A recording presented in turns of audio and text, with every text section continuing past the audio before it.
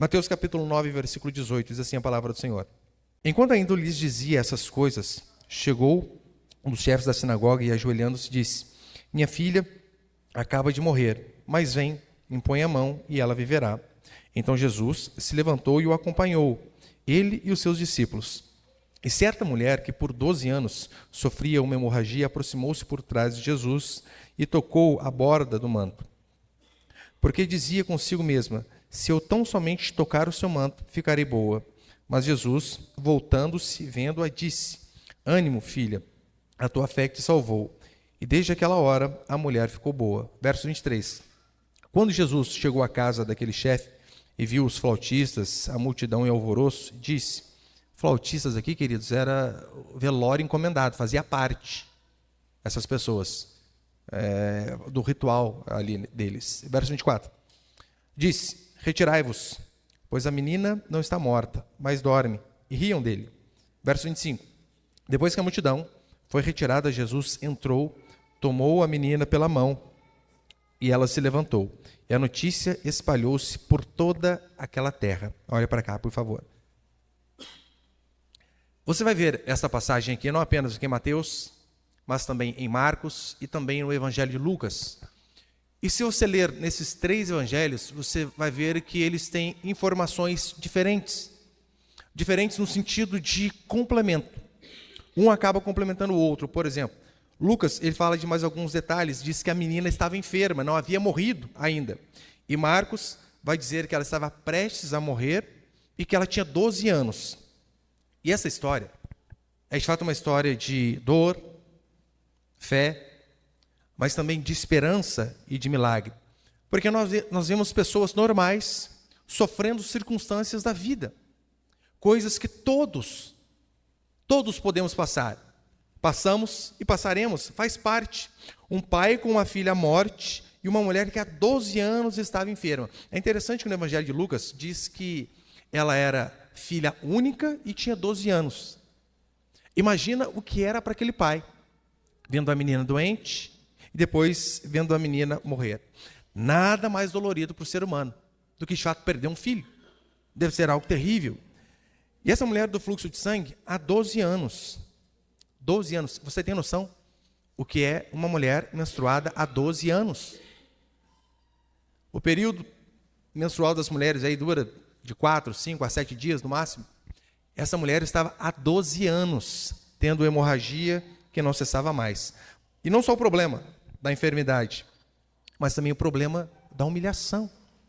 Porque para os judeus era humilhante. Essa mulher, era vista como de fato a pecadora mais que as outras. Tanto é que a própria lei em Levítico capítulo 15, versículo 25, Caio, põe ele, por favor. A própria lei diz assim: também a mulher, quando manar o fluxo do seu sangue por muitos dias fora do tempo de sua menstruação, ou quando tiver fluxo do sangue por mais tempo do que o costumado, todos os dias do fluxo será imunda, como os dias da sua menstruação. Ou seja, além da enfermidade, havia dor do desprezo, de ser ignorada. Eu acredito que, de fato, esses sofrimentos na vida dessas pessoas se aplicam em muitas coisas à minha e à sua vida também. É de suma importância que nós, diante das dificuldades, das adversidades, das dores, da enfermidade, do luto, saibamos em quem nos amparar. E é isso que o texto vai dizer. Eu quero passar apenas 2 princípios aqui. O primeiro é o seguinte: o sofrimento nivela a todos. Um pai com uma filha à morte e uma mulher há 12 anos doente. Não importa. Não importa a idade, não importa a classe social, não importa a cor da sua pele. O sofrimento, de fato, ele vem e nivela a todos. Doença bate a porta da maioria das famílias. Não importa a condição financeira que você tem. Tanto é que essa mulher, nós vemos, ela é alguém de posses. Gastou muito dinheiro, mas ainda assim não funcionou. Marcos capítulo 5, versículo 26. Fica olhando aqui para mim, cara. Na hora que eu fizer assim, você muda ali, por favor. Marcos 5, 26 diz assim: e muito padecera a mão de vários médicos, tendo despedido tudo quanto possuía, sem, contudo, nada aproveitar. Antes, pelo contrário, indo a pior. Quem gasta todo o dinheiro que tem com médicos. Quem tem dinheiro? Pobre vai direto no SUS, não tem onde ter dinheiro. Agora essa mulher, ela gastou tudo que ela tinha e mesmo assim continuou enferma.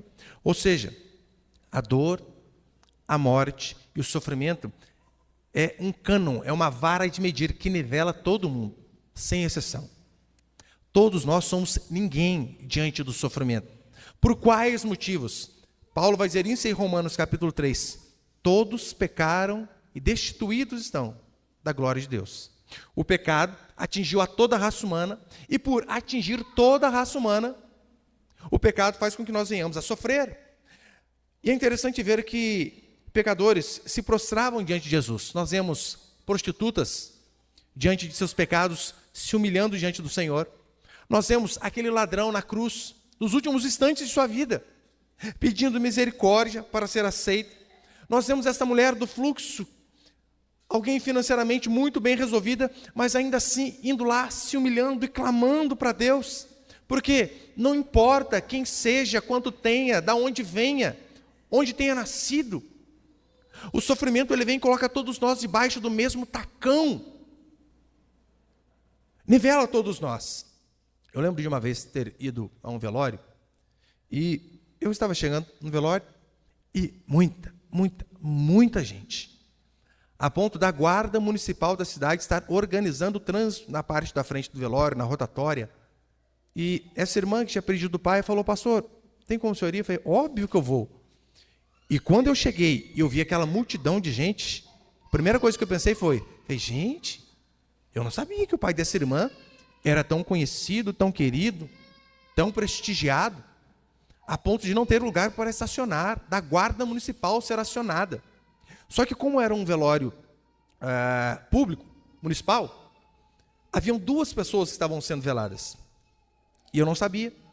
Uma das pessoas era um cantor de uma dupla sertaneja da cidade, que tinha falecido num acidente. Por isso aquela multidão estava ali.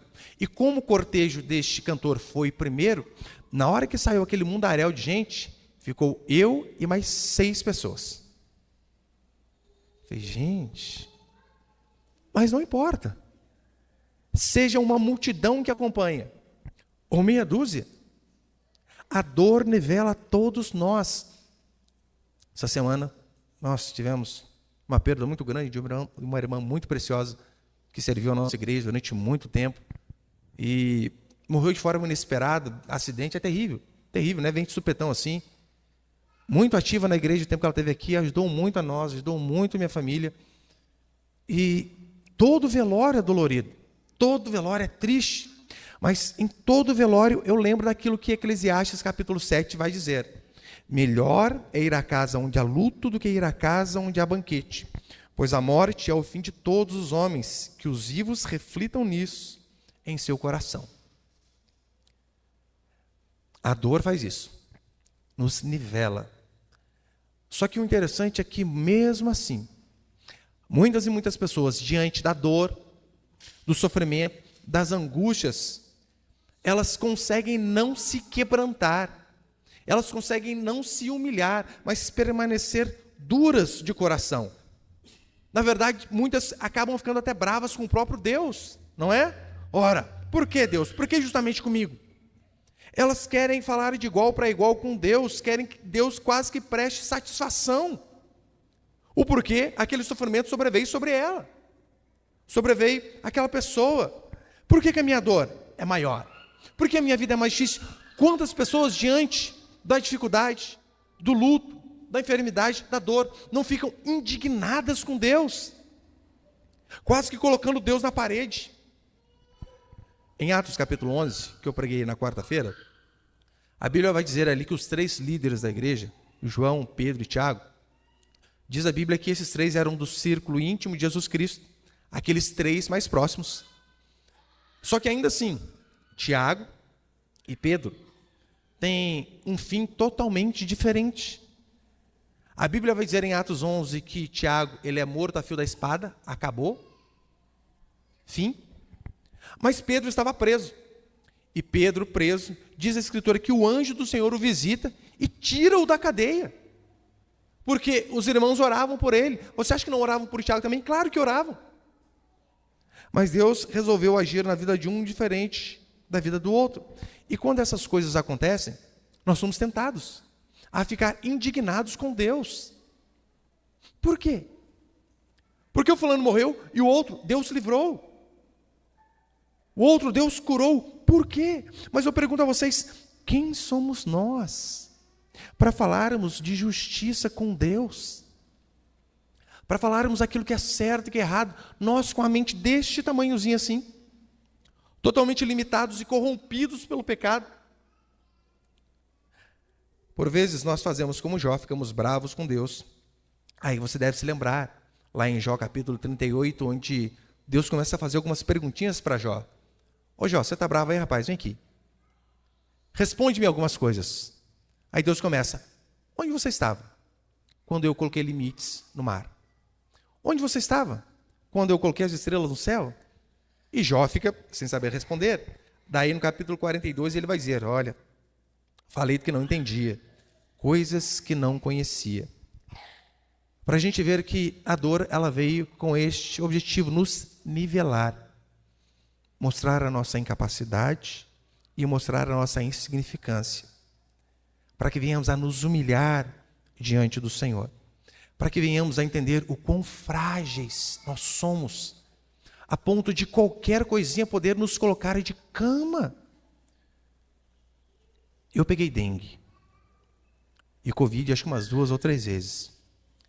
Covid foi tranquilo, mas um mosquitinho desse tamanho me colocou de cama por 8 dias, a ponto de, no auge do vigor físico, novo, histórico de atleta, dizer, vou morrer, acabou.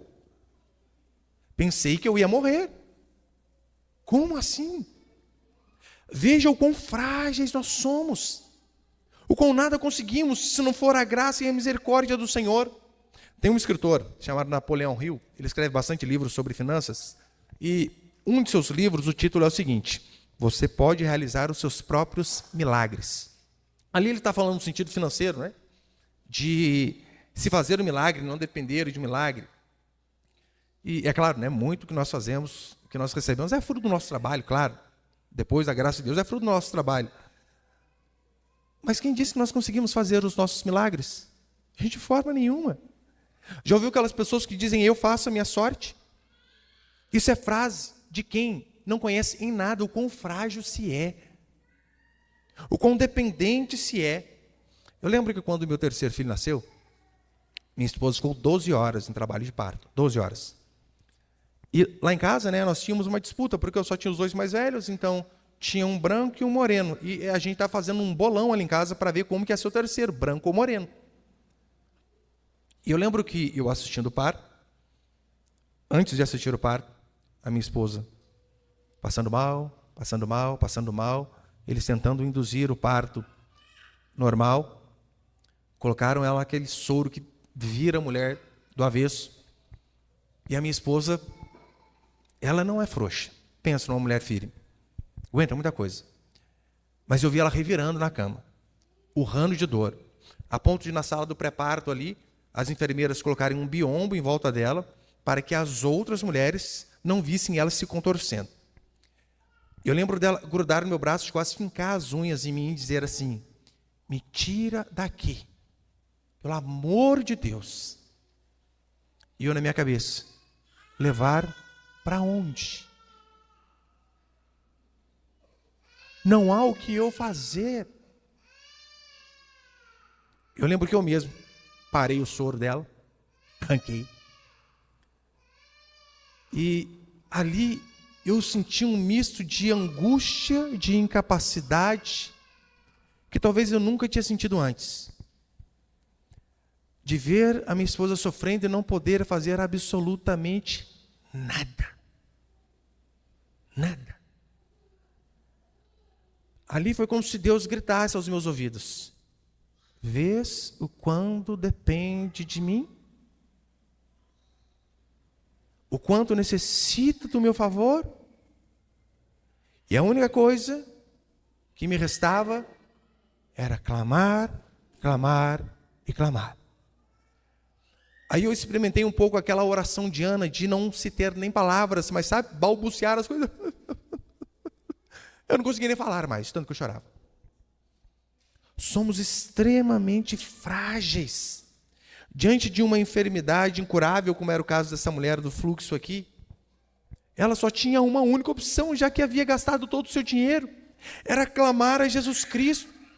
Quantas vezes nós não nos vemos em situações parecidas, seja com um diagnóstico de câncer, de AIDS, seja um AVC, onde os médicos chegam e dizem, olha, o fulano é seu parente? Ó, você quer em Deus? Então, reza, ora, porque no caso dele, é só Deus mesmo. Então ficamos desesperados, a ponto de não saber para onde ir. Agora, se coloque no lugar desse pai. Pior, a menina morta. A morte, mais uma vez, ela vem nos nivelar, esse sofrimento, ele vem colocar todos os seres humanos, debaixo do mesmo tacão. Não importa quem você seja, a cor da sua pele, sua conta bancária, o seu plano de saúde. Pessoas que nós amamos vão partir. Nós partiremos. Enfermidades mais cedo ou mais tarde batem a nossa porta. Portanto, diante do sofrimento, da dor e das dificuldades, nós temos duas escolhas. A primeira é ficarmos bravos com Deus e culparmos a Ele. Você tem essa opção de descarregar todo o seu descontentamento em Deus. E então virar um ateu. E então ficar bravo com o Criador. Mas você tem também uma segunda opção. Que ao invés de ficar bravo com Deus, é se prostrar diante do Senhor. Reconhecer a sua insignificância. E clamar por misericórdia sobre sua vida. Normalmente esses que assim agem, são mais propensos a receberem o favor de Deus. Que nós possamos agir dessa segunda forma. E segundo e último, põe ele, por favor. O segundo princípio é o seguinte: a fé não se deixa abater. Por que eu digo isso, que a fé não se deixa abater? Porque a Escritura é clara, cristalina, em nos dizer o que é fé. Hebreus 11:1, a fé é a certeza das coisas que se esperam e a convicção de fatos que se não veem. Hebreus 11:6 diz que sem fé é impossível agradar a Deus. Aí então nós vemos esses dois exemplos e diversos outros na Escritura de pessoas que tiveram fé, que creram no Senhor. Jairo afirma assim para Jesus Cristo: vem e ela viverá. Eu creio. A mulher também, ela em sua mente disse para si mesma: se eu apenas tocar aquilo que os médicos não deram conta de fazer durante 12 anos, se eu apenas tocar na borda, na orla de sua veste, eu sei que eu serei curada. Você percebeu que a fé, ela não titubeia? Que ela não fica fazendo perguntas nem questionamento? Será? Por quê? Jairo poderia fazer algumas perguntas, dizendo assim: Senhor, convenhamos, eu pedi primeiro, e não só pedi primeiro, meu caso era mais grave. Se fôssemos nivelar o caso dessa mulher do fluxo de sangue e a filha de Jairo, como somos nivelados quando vamos ao pronto-socorro de nossa cidade, né? Que eles põem a pulseirinha na gente lá, urgência, emergência. Esse dia eu estava com meu filho e falei: filho, fique em paz, o seu caso em até 4 horas a gente é atendido. E quanto mais grave ali, teoricamente, mais rápido. Jairo tinha motivos de sobra para ficar bravo com Jesus Cristo. Por quê? Ele chega primeiro e com um caso mais grave, Jesus Cristo diz: tá bom, vamos lá. E no meio do caminho ele para e vai resolver o problema de outra pessoa, dessa mulher. Jairo poderia ter ficado extremamente bravo. Poderia ter falado como as irmãs Marta e Maria, dizendo: Senhor, se tu vieste antes, meu irmão não tinha morrido, ou no caso dele, minha filha não tinha morrido. Jairo e essa mulher foram a pessoa certa, com a certeza de que ele era o único que poderia resolver os seus problemas. E a fé, ela faz isso. Ela afirma, ela acredita, ela é convicta.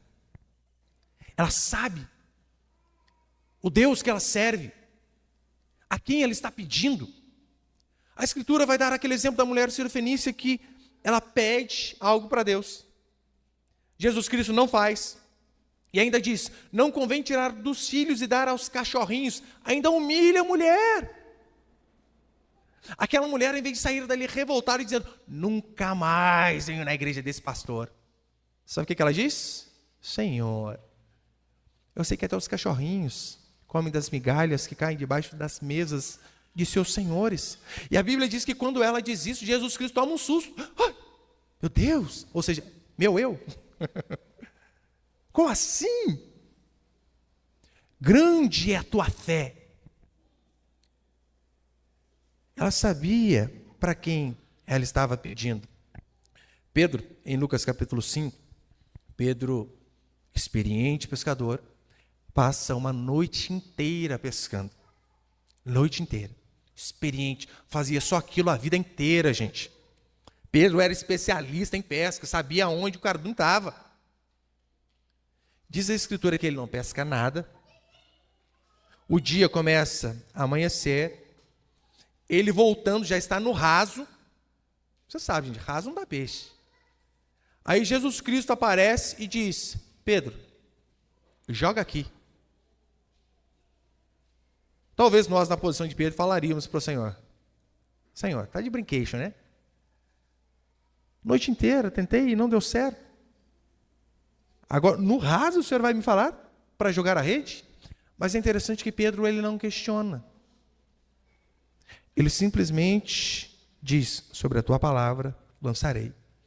E diz a Bíblia que tantos peixes começam a vir, a ponto dele ter que chamar o barco vizinho, dizendo, me ajuda que tem peixe para todo mundo. Quase afundaram o barco.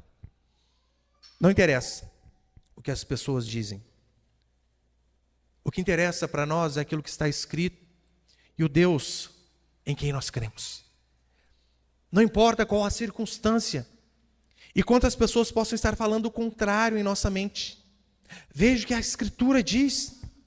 Eu, por vezes, sou questionado por alguns ateus, principalmente em rede social, dizendo assim, olha, a Bíblia é um excelente livro de ficção. É a Gibíblia. Chamam de Gibíblia. A Bíblia e Monteiro Lobato é a mesma coisa. Já fizeram até essa comparação por conta de Taubaté estar aqui do nosso lado. E eu sempre respondo, olha, mostre para mim uma pessoa que foi transformada, que mudou de vida, que abandonou os pecados, uma família restaurada, um homem que agora é um pai melhor, uma mãe que agora é uma mãe mais responsável, que conseguiu, alcançou essa transformação lendo Reinações de Narizinho. Se você mostrar apenas uma pessoa para mim, eu começo a desconfiar que a Bíblia aqui realmente é um gibi. Mas não importa o que as pessoas dizem, que elas possam falar. O que importa é eu e você olharmos para a Escritura e para o Deus ao qual nós servimos. Em Mateus 8, aquele centurião diz assim, Senhor, meu servo está doente. Jesus disse, eu vou. Olha a fé daquele homem, não precisa. Não precisa. Apenas uma palavra. Dizei apenas uma palavra e ele será salvo. Olha o tamanho da fé daquele homem. E a fé, ela é assim, ela não se deixa abater. Ela não se abate em meio às dificuldades. Aqui nós vemos 2 milagres juntos para mostrar que de fato o nosso Deus ele não é limitado. Olha, eu atendo um por vez. Não! Fez na vida dos dois. No versículo 18, acompanhe comigo novamente, por favor. Mateus 9, 18. Enquanto ainda lhes dizia essas coisas, chegou um dos chefes da sinagoga e, ajoelhando-se, disse, minha filha acaba de morrer, mas vem, impõe-lhe a mão e ela viverá. Sabe o que é interessante sobre este fato? Minha filha acaba de morrer, mas vem, impõe a mão e ela viverá. Não havia registro de ressurreição. E olha a fé daquele homem. Nunca aconteceu algo parecido com aquilo que eu preciso. mas eu sei que ao Senhor é possível. Você consegue ver de fato o que é fé? No versículo 18, ele se aproxima, se humilha e adora ao Senhor. Detalhe, era um chefe da sinagoga, mas ainda assim ele se humilha. E no verso 19 diz que Jesus Cristo prontamente atendeu, se levantou e o acompanhou. Jairo, ele era de Cafarnaum e provavelmente ele ouviu falar, ouviu alguns feitos de Jesus Cristo, porque ele era muito conhecido ali naquela região. E veja se não se assemelha a nós. Quantos aqui não sabem, não têm a certeza de que Cristo tem poder, intervém, faz milagres? Quantos aqui não podem testemunhar, não só em suas vidas, mas que viram o Senhor fazer coisas grandiosas, seja na vida de um vizinho, na vida de um parente, na vida de um irmão? Então nós olhamos tudo aquilo que Deus fez, mas quando chega na nossa vez, nós ficamos em dúvida. Será? Calma aí. Não, tá certo. Na vida do irmão do pequeno grupo lá, Deus fez. Mas na minha? Não sei não, hein? Ainda duvidamos. Todos têm um testemunho de que Deus fez, por que vamos duvidar? Jamais. A fé, ela não se abate nem mesmo em meio às circunstâncias. Seja as circunstâncias mais difíceis. Marcos capítulo 5 vai dizer, olha, tua filha morreu. Os homens assim, a tua filha morreu, para que incomodar o mestre? Olha o pessoal jogando contra. Ainda assim, ele persevera. Aqui nós lemos que o velório de fato já estava encomendado. Os flautistas, as carpideiras, que eram as mulheres contratadas para chorar no velório, estava tudo ali, coroa de flor, só esperando. Ainda assim, aquele homem tem esperança. O que para muitos era o fim, aquele homem, olhando para Jesus Cristo, disse, não para ele. Para ele ainda há esperança. Eu e você talvez ouvimos isso constantemente em relação à nossa vida. Seu filho converter? Daquele jeito? Aquele ímpio? Não. Seu casamento ser restaurado? Que jeito? Olha a sua esposa, olha o seu marido. A sua família unida com você na igreja? Que jeito? Ser curado, determinada enfermidade que já tomou todo o corpo? Você quer dizer para mim que agora você vai pegar firme na igreja depois de tantas vezes que você tenta? Tenta, e nada? Às vezes nós somos rodeados de pessoas que falam isso para nós e por vezes nós também achamos isso em relação aos outros. Não, Deus pode fazer na vida de vários, mas naquele dali não sei não, hein? Qual foi a resposta de Jesus para esse homem, você lembra? Não temas, crê somente. A circunstância era totalmente negativa. Impossível, diante dos olhos humanos, de se reverter. Mas o que ele diz? Crê, não temas. É interessante que quando Jesus chega e diz, olha, ela não está morta, mas dorme. O dorme é apenas um eufemismo. Eufemismo. Verso 24 diz que as pessoas riram dele, riram por incredulidade. Mas ele chega lá e diz, Talita cumi, menina, levanta-te. E o morto, que estava sem vida, se pôs de pé. Se o nosso Senhor teve o poder para colocar um morto de pé, o que ele não pode fazer na minha e na sua vida? Olha a fé desta mulher. Se eu apenas tocar. Lembra? Jesus, por onde ele andava, multidão o apertava. Parecia político em época de comício, igual nós vemos agora em nossa cidade. Você imagina? Aquele monte de gente. Todo mundo apertando a ele. Mas ele então dá uma paradinha e diz, opa, alguém me tocou. Pedro, em Marcos, em Mateus, diz, Senhor, olha o tanto de gente aqui. Todo mundo te apertando, como o Senhor diz, alguém me tocou. Mas ele disse, não, alguém me tocou com fé. Porque de mim saiu virtude. E a mulher fica totalmente acusada. Você percebeu que não é apenas tocar, mas é de suma importância que venhamos a tocar com fé? É dar um jeito, é buscar a Deus, é clamar. Mas hoje em dia as coisas são difíceis. Quantas pessoas vêm inúmeras dificuldades para vir ao culto, para orar. para ler a Bíblia. Ai, eu não consigo. Para de ser mentiroso, preguiçoso. Eu não estava muito bem, por isso eu não fui à igreja. Você faz isso para o trabalho também? Não faz. Não faz. Estava com dor de cabeça, não fui. Vou ficar com dor de cabeça em casa, fico com dor de cabeça aqui na igreja. Tem uma caixinha com remédio aqui, ó, espirona, ibuprofeno, só tomar. Mas colocamos dificuldades em tudo. Agora, quando nós queremos algo de fato, a gente se vira, a gente busca. Aqueles homens que eram amigos do paralítico, eles chegam na porta onde Jesus estava, não tinha como entrar. Eles sobem e descem o rapaz pelo telhado. Telhado. E por conta de... Você sabe, né? Subir para um telhado sozinho já se é difícil.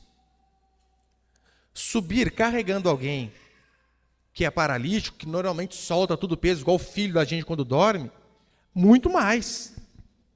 Eles fazem esse esforço, eles quebram ali e descem o rapaz.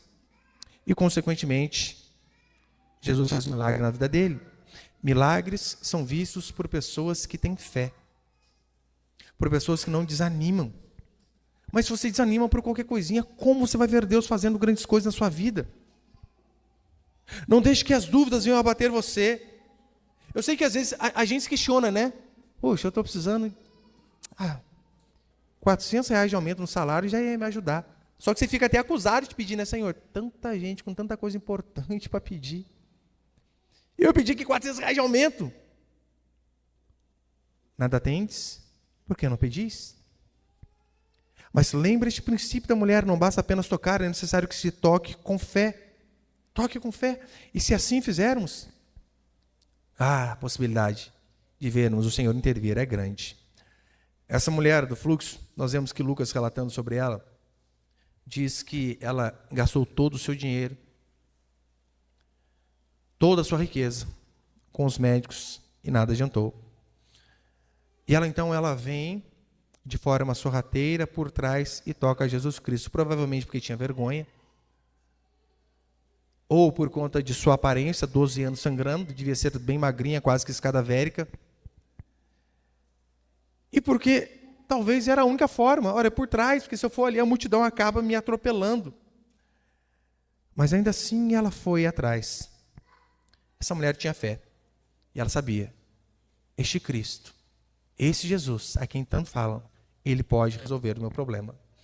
Ele é poderoso para fazer o que os médicos não conseguiram. Você sabe por que raramente nós vemos milagres em relação a essas coisas em nossas vidas? É porque nós, na maioria das vezes, deixamos para buscar a Deus por último. Por último. Eu vi uma vez um missionário fazendo um relato de onde quem estava, um lugar muito pobre na África, aconteciam milagres constantemente. E ele perguntando para as pessoas, né, mas por que será que acontece tanto? E lá na minha região não acontece, onde eu moro, no Brasil.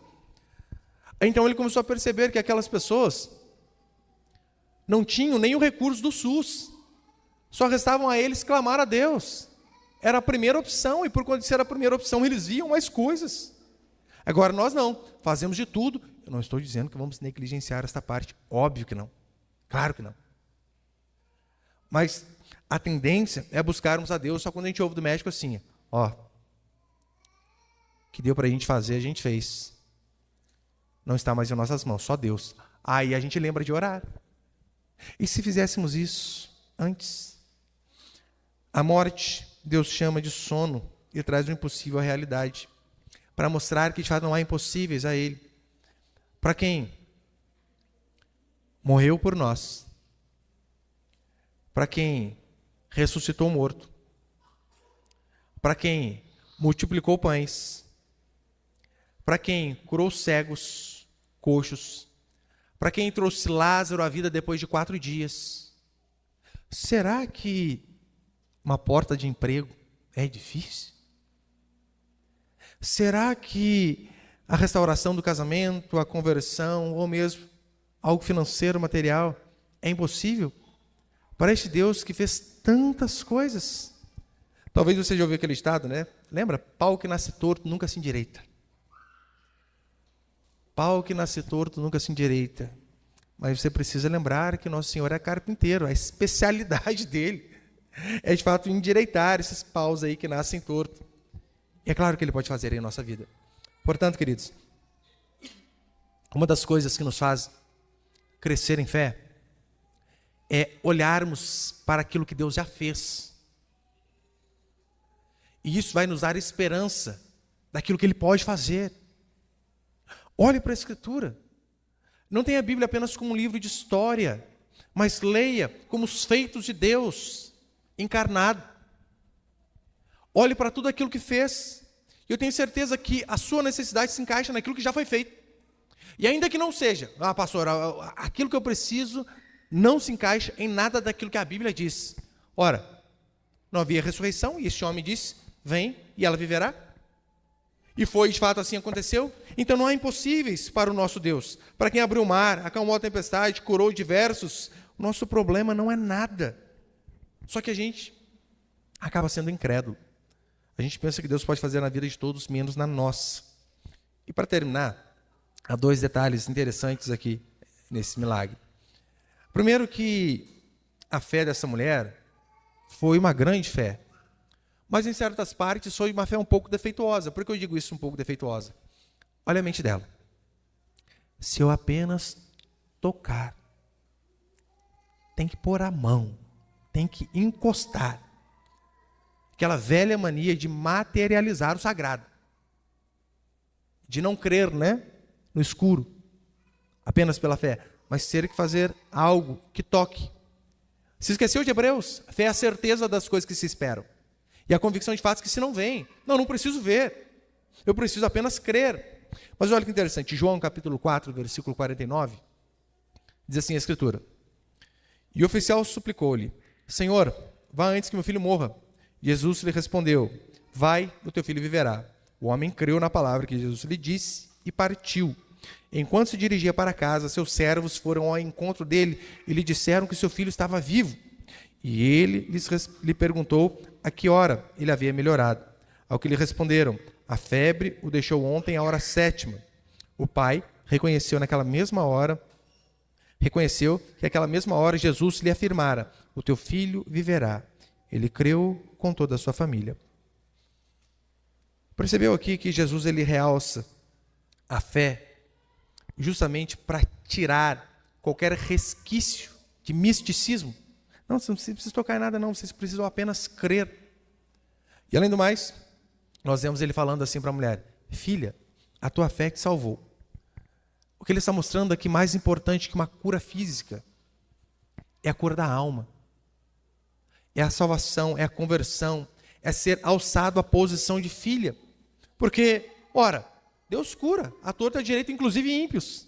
Só o que adianta? Um ímpio ser reestabelecido pelo clamor, pela oração da igreja ou de algum de nós, e ainda assim não se converter, ele apenas vai ter alguns anos de acréscimo em sua vida, mas não foi salvo, de nada adianta. Mas o encontro com Cristo pode mudar tudo. Uma menina, após a humilhação do pai, voltou à vida. Uma mulher, 12 anos enferma, após se humilhar, foi curada da sua enfermidade. E melhor que isso, foi alçada à posição de filha. Para que Deus faça milagre em nossas vidas, não há outro caminho a não ser humilhação. Reconhecer o quanto se precisa de Deus. Sabe o que pode salvar o seu casamento? Na verdade, a única coisa que vai salvar o seu casamento não são os bons livros que você lê. Eles têm o seu lugar, têm a sua função. Mas é você reconhecer que você necessita de um milagre diário. Eu, no meu bloquinho de anotação que eu tenho no celular, eu tenho ali, né, um bloquinho só de oração. A primeira frase do meu bloquinho é assim: eu preciso de um milagre.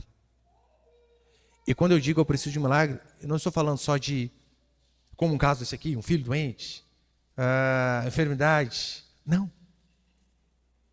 Faz 24 anos que eu estou com a minha primeira e única namorada. Eu preciso de um milagre. Ela precisa de um milagre. Não é fácil. Duas pessoas com mentes totalmente diferentes levarem a sério um compromisso que firmaram dizendo, até que a morte os separe. Eu preciso de um milagre para educar os meus filhos neste mundo perdido e corrompido. Eu preciso de um milagre para vir todos os dias no culto, abrir a Bíblia, pregar aquilo que eu estudei durante a semana, para que você, de fato, tenha o coração aquecido pelo Espírito Santo, seja transformado. Porque, do contrário, é apenas uma oratória, e nem das melhores. Mas eu necessito de um milagre. Todo dia que eu venho para o culto, eu tento pensar naquele exemplo de Ezequiel, que ele chega diante do vale de ossos secos. E então ele fala, e Deus age, fazendo com que aqueles ossos voltem à vida. Pregar é este exercício. É o pastor vir diante de um vale de ossos, onde não há vida, apenas morte. Ele crer, clamar, para que Deus faça o milagre. É assim que eu e você devemos fazer, reconhecer a necessidade de um milagre. Reconhecer a nossa fragilidade e a nossa incapacidade de resolver as coisas sozinhos. Nos arrependermos de nossos pecados e acreditarmos que só Jesus Cristo tem o poder de intervir, mudar, salvar e curar. Amém, meus irmãos?